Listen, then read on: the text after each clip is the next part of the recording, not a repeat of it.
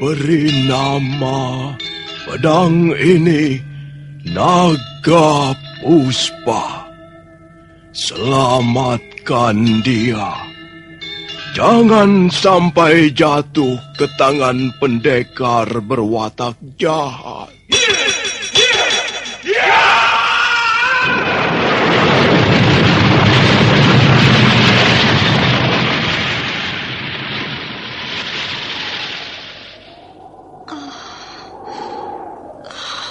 Kakang Kamandanu, kau masih juga tidak percaya bahwa aku mencintaimu. Mesin, maafkan aku, Mesin. Mesin. Mesin!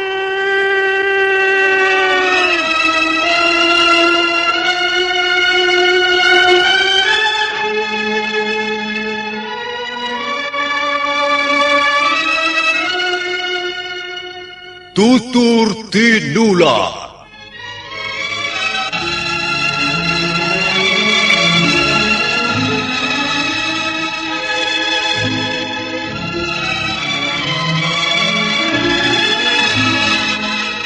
Sebuah sandiwara radio serial, produksi Sanggar Cerita dan Teater Sanggar Prativi.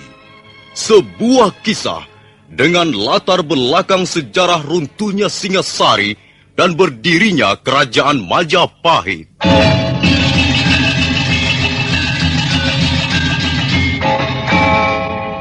Sandiwara ini didukung oleh pemain-pemain radio yang sudah ternama.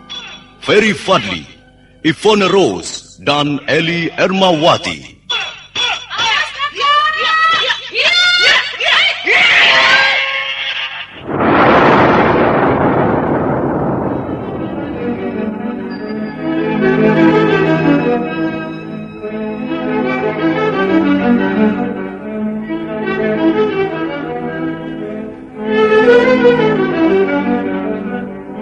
Cerita ini ditulis dan disusun oleh S. Tijab.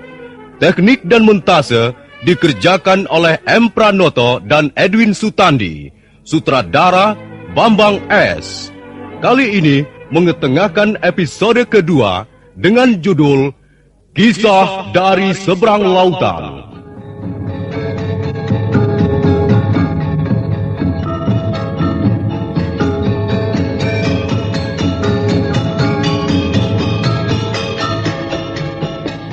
Dalam seri yang ke-32 ini didukung oleh para pemain.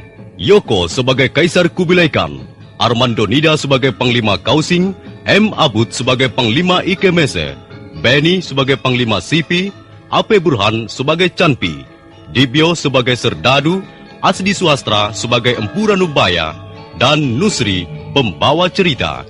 Selamat menikmati.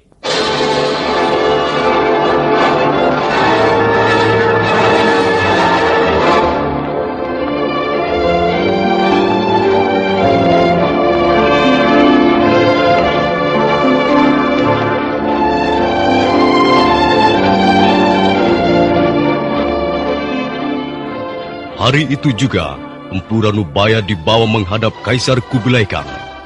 Kaisar mengajukan beberapa buah pertanyaan yang dijawab secara singkat dan berani oleh Empu Ranubaya. Mereka yang hadir menunjukkan rasa kesal. Demikian pula Kaisar, akhirnya merasa kesal dan merasa tidak dihargai.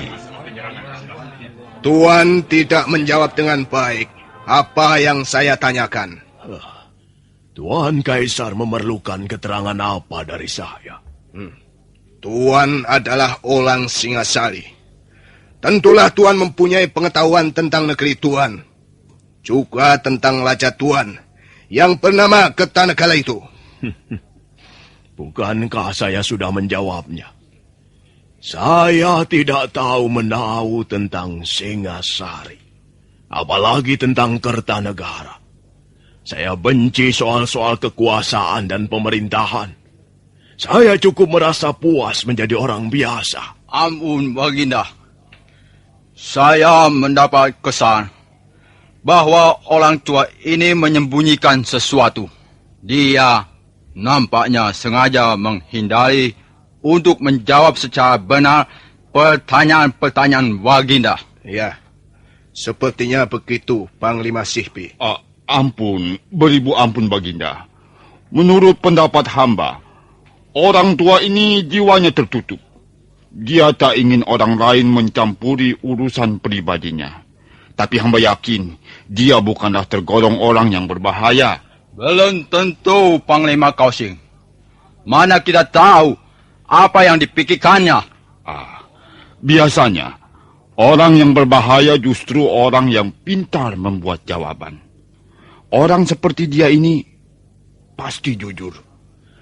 Dia tidak pernah memutarbalikkan kenyataan. Dia tak pernah berdusta atau mengkhianati pendiriannya. Panglima Kausing baru sekarang ini melihatnya. Bagaimana bisa menilai pribadinya dengan cermat? Sebaiknya urusan mengenai orang tua ini serahkan saja pada Baginda. Baginda tahu bagaimana cara menanganinya. Sudahlah. Benar apa yang dikatakan Panglima Ikemese. Urusan orang tua ini, aku yang akan menyelesaikannya. Nah, Tuan Lanubaya. Ya, Tuan Kaisar. Jadi benar, Tuan tidak bersedia memberikan keterangan yang saya butuhkan? Saya tidak mempunyai keterangan seperti itu. Tuan tahu, sikap seperti itu di negeri kami bisa dianggap suatu penghinaan. Saya tidak mempunyai alasan untuk menghina siapa-siapa. Tuan sekarang berada di negeri kami. Tuan harus mengikuti tata tertib dan peraturan yang berlaku di sini. Semua orang menjawab dengan baik setiap kaisarnya menanyakan sesuatu. Tuan tahu, sikap seperti Tuan bisa mengantar leher Tuan ke tangan Algojo. Tuan bisa dihukum pancung. Tuan tidak takut mati? Mengapa Tuan diam saja? Ampun Baginda, barangkali orang tua ini sedang mengalami peristiwa yang menggoncangkan hatinya. Barangkali dia membutuhkan waktu, barang beberapa hari untuk menenangkan pikirannya. Panglima Kausing, kuharap Panglima tidak lagi bicara dalam ruangan ini. Ampun Baginda, hamba mengaku bersalah. Nah, Tuan Lanubaya, kami semua tidak tahu siapa diri Tuan yang sebenarnya. Mungkin Tuan seorang mata-mata. Atau mungkin juga Tuan seorang bekas pejabat pemerintahan yang sudah dibebas tugaskan. Hingga Tuan sakit hati. Mungkin juga Tuan orang desa biasa yang lugu. Kami tidak tahu apa saja yang Tuan lakukan di negeri Tuan.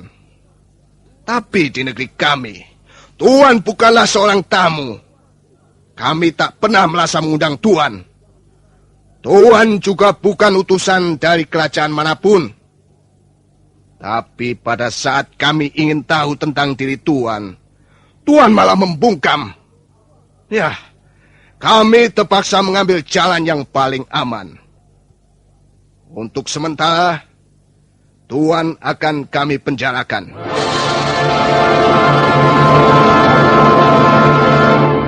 Demikianlah nasib Empu Ranubaya. 4 orang prajurit Mongolia segera mengiringnya ke penjara.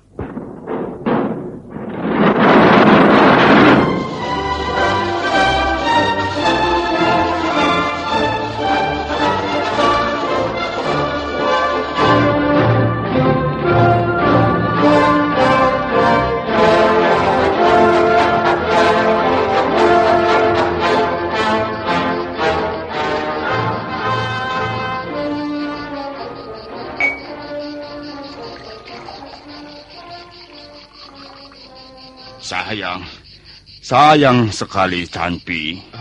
Mengapa kau berani memberikan kesaksian yang tidak benar? Saya terpaksa, Panglima. Saya terpojok. Aku tahu watak orang seperti Mengci. Kalau terancam kedudukannya, dia tega menggigit temannya sendiri. Dulu, hal seperti itu pernah juga terjadi.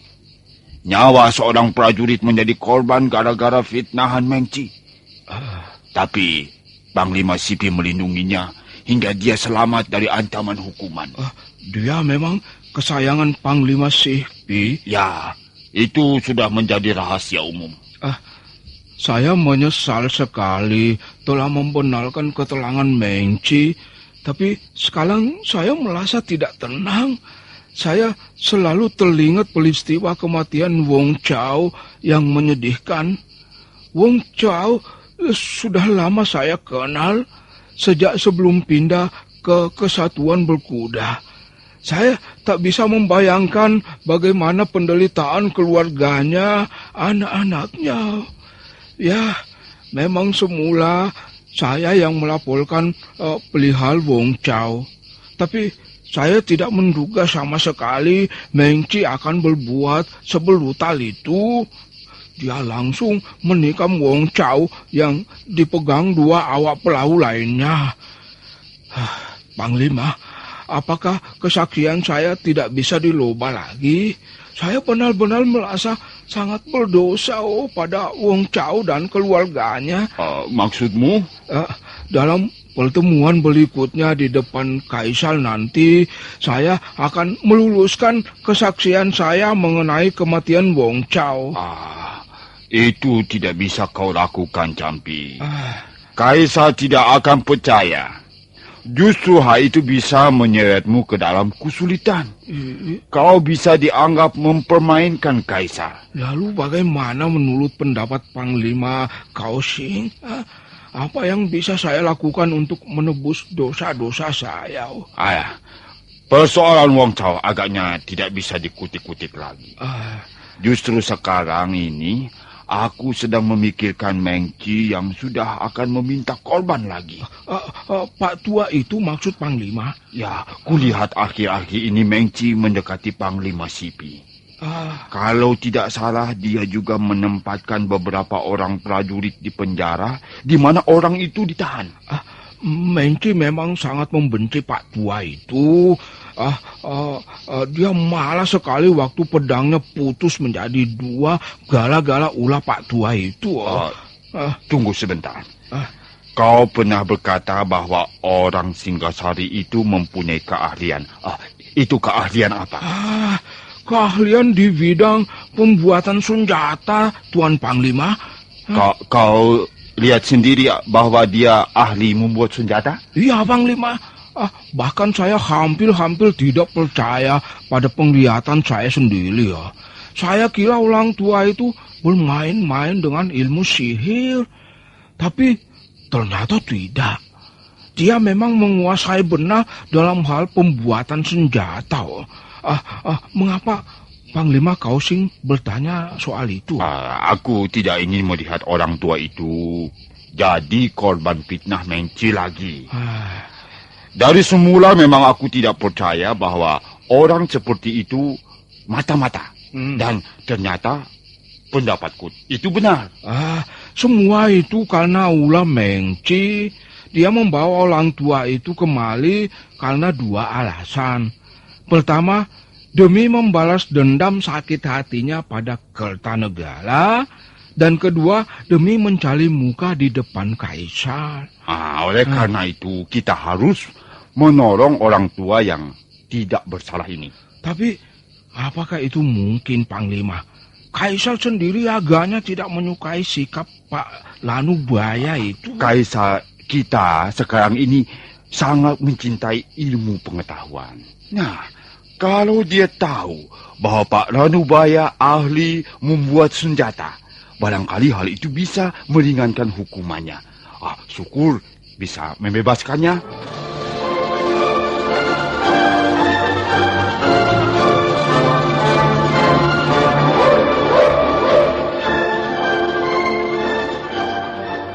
Keesokan harinya, Panglima Kaohsing mengunjungi Empu Ranubaya di ruang tahanannya.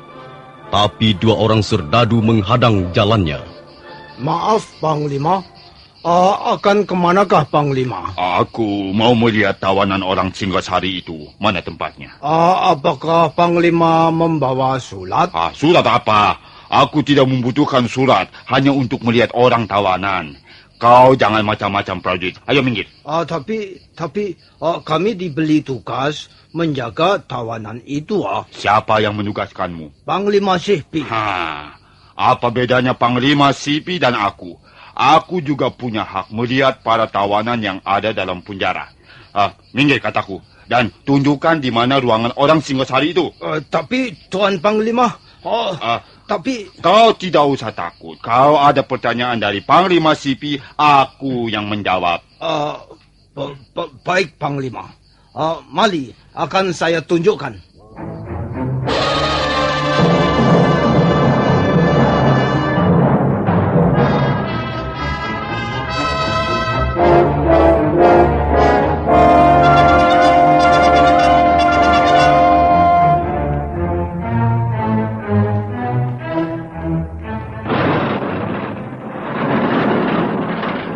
Selamat malam, Tuan Ranubaya. Tuan pasti bertanya-tanya dalam hati mengapa saya datang mengunjungi Tuan malam-malam seperti ini. Bukankah Tuan Panglima Kausing? Benar. 4 hari yang lalu, kita pernah berjumpa di balai persidangan di hadapan Kaisar. Iya. Ada keperluan apa Tuan Panglima datang kemari? Saya mendengar dari perwira Campi mengenai diri Tuan. Dia berkata bahwa Tuan adalah seorang ahli membuat senjata. Apa betul? Tidak benar. Campi itu membohongi Tuan Panglima. Tuan Ranubaya, tidak usah menutupi diri. Saya tidak bermaksud buruk. Saya juga tidak berprasangka begitu. Saya mempunyai senjata yang sudah lebih dari 20 tahun menyertai saya dalam setiap peperangan. Senjata ini adalah buatan orang tua saya sendiri.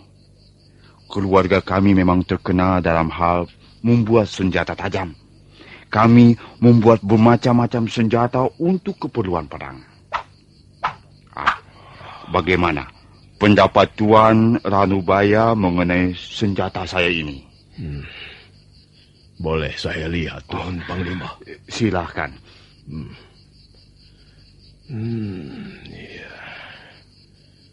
Ya. Rupanya bangsa Tuan sangat menyukai bentuk senjata seperti ini untuk membunuh musuh-musuhnya. Di rumah saya menyimpan bentuk yang lain. Ada pedang pendek, ada 2 buah tombak sepanjang 5 langkah. Pedang Tuan Panglima ini kurang bagus. Di mana letak kekurangannya Tuan Ranubaya? Bahan logamnya. Maksud Tuan? Bahan logamnya masih terlalu muda. Belum saatnya dicetak menjadi senjata. Bahan logam seperti itu tidak akan menghasilkan senjata yang bermutu. Maaf, saya belum bisa mempercayai perkataan Tuan. Dapatkah Tuan membuktikannya? Tuan Panglima pintar sekali mengorek keterangan pribadi seseorang. Saya telah terpancing.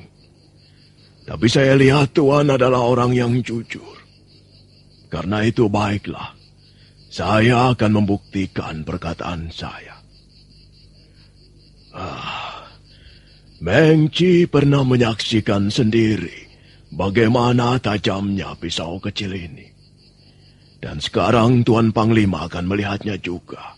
Empu Ranubaya mengeluarkan pisau kecilnya. Kemudian dia duduk bersila. Panglima Kausing melihat orang tua itu duduk bersila. Tangan kirinya menggenggam pedang, sedang tangan kanannya memegang pisau kecil. Maaf. Saya akan menuliskan nama Tuan Panglima di atas pedang ini. Tuan tidak keberatan. Tuan bisa melakukan itu? Pedang itu keras sekali, Tuan. Bahan logamnya digali dari lembah kuil pingsan. Senjata milik keluarga Kaisar Genghis Khan pun mengambil bahan logam dari tempat yang sama. Kalau Tuan mengizinkannya, saya akan segera menulis. Iya. Silakan Tuan. Tapi mana mungkin Tuan bisa mencederai pedang itu? Empu Ranubaya lalu menarik napas 3 kali. Badannya seketika menjadi bergetar.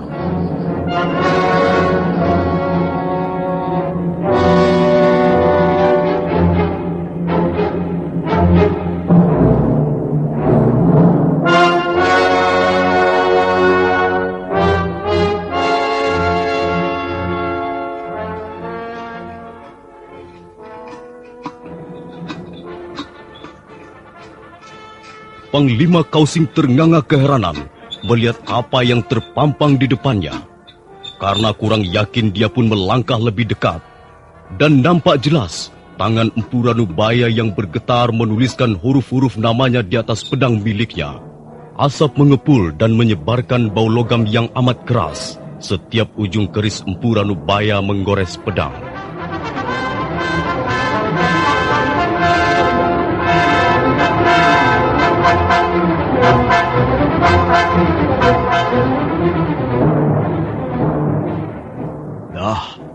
Bagaimana Tuan Panglima? Apakah sudah benar susunan huruf nama Tuan yang saya buat di atas pedang ini? Tuan telah membuktikan sesuatu yang hampir mustahil terjadi menurut akal sehat saya. Bagaimana Tuan bisa melakukannya? Saya sudah mengatakan bahwa pedang Tuan terbuat dari logam yang masih muda. Sedangkan keris kecil ini terbuat dari logam yang sudah tua umurnya. Kalau begitu, benar apa yang dikatakan Campi. Tuan memiliki pengetahuan yang hebat sekali dalam hal pembuatan senjata. Pengetahuan saya hanya sedikit. Tuan terlalu merendah. Bagaimana kalau Tuan saya bawa menghadap Kaisar? Apa gunanya? Saya kurang berminat berbincang-bincang dengan seorang raja. Tuan jangan khawatir. Kaisar kami yang sekarang amat tertarik pada ilmu pengetahuan. Kalau dia tahu bahwa Tuan mempunyai keahlian membuat senjata, saya yakin Tuan bisa dibebaskan dari hukuman.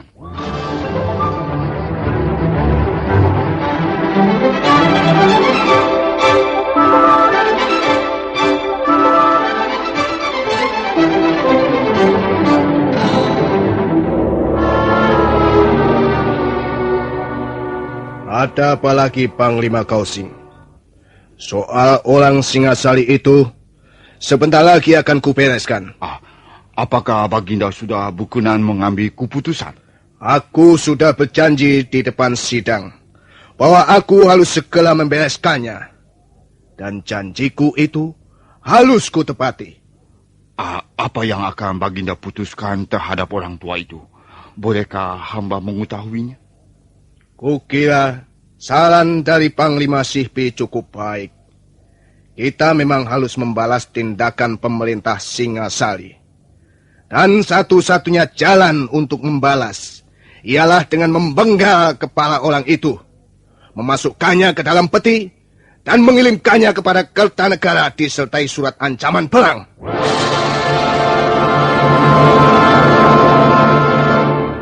Ampun Baginda.